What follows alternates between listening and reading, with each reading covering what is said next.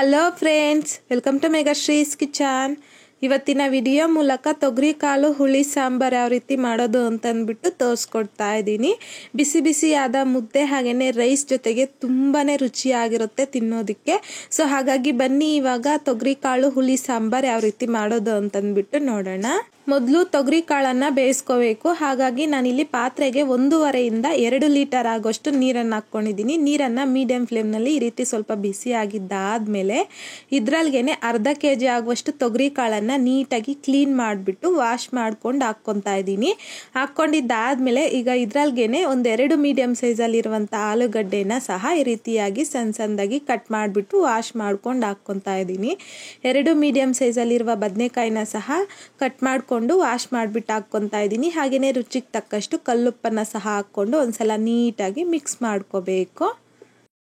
Mix ಮಾಡ್ಕೊಂಡಿದ್ದಾದಮೇಲೆ medium to I ಫ್ಲೇಮ್ನಲ್ಲಿ ಈ ತೊಗರಿ ಕಾಳನ್ನು 6 ರಿಂದ 7 ನಿಮಿಷ ಚೆನ್ನಾಗಿ ಬೇಯಿಸ್ಕೋಬೇಕು. ಅಷ್ಟರಲ್ಲಿ ಇದ್ರಿಗೆ ಬೇಕಾಗಿರುವಂಥ ಮಸಾಲೆ ರೆಡಿ ಮಾಡ್ಕೊಳ್ಳೋಣ. ಹಾಗಾಗಿ ನಾನಿಲ್ಲಿ ಮಿಕ್ಸಿ ಜಾರಲ್ಗೆ 1.5 ಟೀ ಸ್ಪೂನ್ ಆಗುವಷ್ಟು ಜೀರಿಗೆ, 1 ಟೀ ಸ್ಪೂನ್ ಆಗುವಷ್ಟು ಮೆಣಸನ್ನು ಡ್ರೈ ರೋಸ್ಟ್ ಮಾಡಿಬಿಟ್ಟು ಹಾಕ್ಕೊತಾ ಇದ್ದೀನಿ. 1 ಈರುಳ್ಳಿನ ಸಹ ಸಣ್ಣದಾಗಿ ಕಟ್ ಮಾಡಿಬಿಟ್ಟು ಹಾಕ್ಕೊತಾ ಇದ್ದೀನಿ. 4 ರಿಂದ 5 ಟೇಬಲ್ ಸ್ಪೂನ್ ಆಗುವಷ್ಟು ಹಸಿ ಕೊಬ್ಬರಿ, ಹಾಗೆಯೇ 1 ದೊಡ್ಡ ಸೈಜಲ್ಲಿರುವಂಥ ಬೆಳ್ಳುಳ್ಳಿನ ಮೇಲ್ಗಡೆ ಸಿಪ್ಪೆ ತೆಗೆದುಬಿಟ್ಟು ಹಾಕ್ಕೊತಾ ಇದ್ದೀನಿ.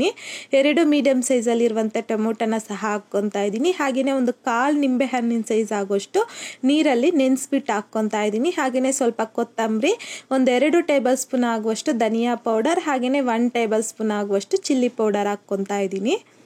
1/2 ಟೀ ಸ್ಪೂನ್ ಆಗುವಷ್ಟು ಅರಿಶಿನ.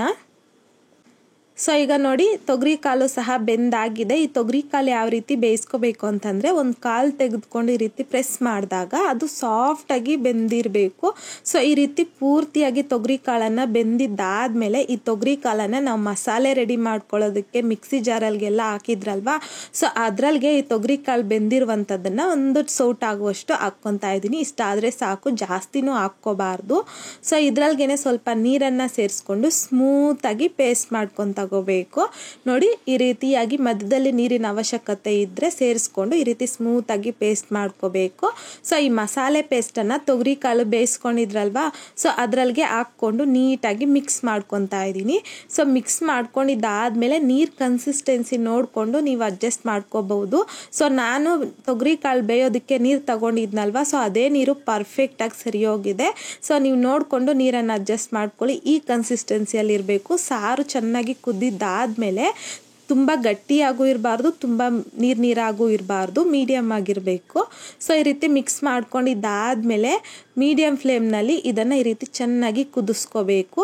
ಚೆನ್ನಾಗಿ ಕುದ್ದಿದ್ದಾದಮೇಲೆ ಒಂದ್ಸಲ ನೀಟಾಗಿ ಮಿಕ್ಸ್ ಮಾಡ್ಕೊಳ್ಳಿ. ಮಿಕ್ಸ್ ಮಾಡ್ಕೊಂಡಿದ್ದಾದಮೇಲೆ ಮೀಡಿಯಮ್ ಫ್ಲೇಮ್ನಲ್ಲೇ ಒಂದು ಪ್ಲೇಟು ಇಲ್ಲಾಂತಂದರೆ ಲಿಡ್ಡನ್ನು ತಗೋಬೇಕು. ನಾನು ಇವಾಗ ಪ್ಲೇಟ್ ತಗೊತಾ ಇದ್ದೀನಿ. ಪ್ಲೇಟು ಅಷ್ಟೇ ಪೂರ್ತಿಯಾಗಿ ಮುಚ್ಚಿಬಿಡಬಾರ್ದು, ಸ್ವಲ್ಪ ಓಪನಲ್ಲೇ ಇರಬೇಕು. ಪೂರ್ತಿಯಾಗಿ ಮುಚ್ಚಿಬಿಟ್ರೆ ಸಾಂಬಾರು ಬಿಡುತ್ತೆ. ಸೊ ಹಾಗಾಗಿ ಸ್ವಲ್ಪ ಓಪನಲ್ಲೇ ಮೀಡಿಯಂ ಫ್ಲೇಮ್ನಲ್ಲಿ ಈ ಸಾಂಬಾರನ್ನು ಒಂದು 10 ನಿಮಿಷ ಚೆನ್ನಾಗಿ ಕುದಿಸ್ಕೋಬೇಕು. ಒಂದು 10 ನಿಮಿಷ ಆದಮೇಲೆ ಪ್ಲೇಟನ್ನು ತೆಗೆದು ಮತ್ತೊಂದು ಸಲ ನೀಟಾಗಿ ಮಿಕ್ಸ್ ಮಾಡ್ಕೊತಾ ಇದ್ದೀನಿ. ಸೊ ಈ ರೀತಿಯಾಗಿ ಮಿಕ್ಸ್ ಮಾಡ್ಕೊಂಡಿದ್ದಾದಮೇಲೆ ನೋಡ್ಕೊಳ್ಳಿ, ಈ ಟೈಮಲ್ಲಿ ಖಾರ ಹಾಗೆಯೇ ಸಾಲ್ಟ್ ಕಡಿಮೆ ಇದ್ದರೆ ಅಡ್ಜಸ್ಟ್ ಮಾಡ್ಕೋಬೋದು. ಸೊ ಈ ರೀತಿಯಾಗಿ ಸಾಂಬಾರನ್ನು ಚೆನ್ನಾಗಿ ಕುದಿಸ್ಕೊಂಡಿದ್ದಾದಮೇಲೆ ಸಣ್ಣದಾಗಿ ಕಟ್ ಮಾಡ್ಕೊಂಡಿರುವಂಥ ಕೊತ್ತಂಬರಿನ ಸಹ ಸ್ವಲ್ಪ ಹಾಕ್ಕೊಂಡು ನೀಟಾಗಿ ಮಿಕ್ಸ್ ಮಾಡ್ಕೋಬೇಕು. ಸೊ ಮಿಕ್ಸ್ ಮಾಡ್ಕೊಂಡಿದ್ದಾದಮೇಲೆ ಇವಾಗ ಸಾಂಬಾರು ರೆಡಿಯಾಗಿದೆ. ಫ್ಲೇಮ್ನ ಆಫ್ ಮಾಡಿಕೊಂಡು ಇದ್ರಿಗೆ ಒಗ್ಗರಣೆ ಹಾಕ್ಕೋಬೇಕು.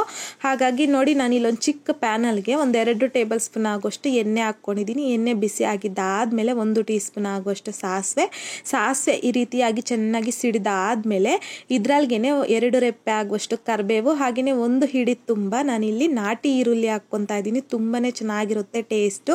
ಹಾಗೆಯೇ ಸ್ವಲ್ಪ ಹಿಂಗುನ ಸಹ ಹಾಕ್ಕೊತಾ ಇದ್ದೀನಿ. ಇನ್ ಕೇಸ್ ನಿಮ್ಮ ಹತ್ರ ನಾಟಿ ಈರುಳ್ಳಿ ಇಲ್ಲ ಅಂತಂದರೆ ಮನೇಲಿ ನೀವು ಯೂಸ್ ಮಾಡುವಂಥ ಈರುಳ್ಳಿನೇ ಸಹ ತಗೋಬೋದು. ಬಟ್ ಈ ರೀತಿಯಾಗಿ ನಾಟಿ ಈರುಳ್ಳಿ ಹಾಕೋದ್ರಿಂದ ತುಂಬ ಚೆನ್ನಾಗಿರುತ್ತೆ ಟೇಸ್ಟು. ಸೊ ಈ ರೀತಿಯಾಗಿ ಮಿಕ್ಸ್ ಮಾಡ್ಕೊತ ಲೋ ಟು ಮೀಡಿಯಂ ಫ್ಲೇಮ್ನಲ್ಲಿ ಈ ಈರುಳ್ಳಿನ ಒಂದು 50 to 60% ಆಗೋಷ್ಟು ಫ್ರೈ ಮಾಡ್ಕೋಬೇಕು ಚೆನ್ನಾಗಿ.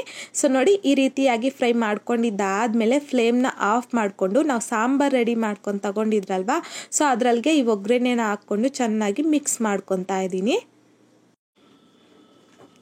ಈ ರೀತಿಯಾಗಿ ಚೆನ್ನಾಗಿ ಮಿಕ್ಸ್ ಮಾಡ್ಕೊಂಡಿದ್ದಾದಮೇಲೆ ತುಂಬ ಅಂದರೆ ತುಂಬಾ ರುಚಿಯಾಗಿರುವಂತಹ ಬಾಯಿಗೆ ರುಚಿ ಕೊಡುವ ತೊಗರಿ ಕಾಳು ಹುಳಿ ಸಾಂಬಾರ್ ರೆಡಿಯಾಗಿದೆ. ತುಂಬಾ ಟೇಸ್ಟಿಯಾಗಿರುತ್ತೆ ಬಿಸಿ ಬಿಸಿಯಾದ ಮುದ್ದೆ ಹಾಗೆಯೇ ರೈಸ್ ಜೊತೆಗೆ ಕಾಂಬಿನೇಷನ್ ಆಗಿ.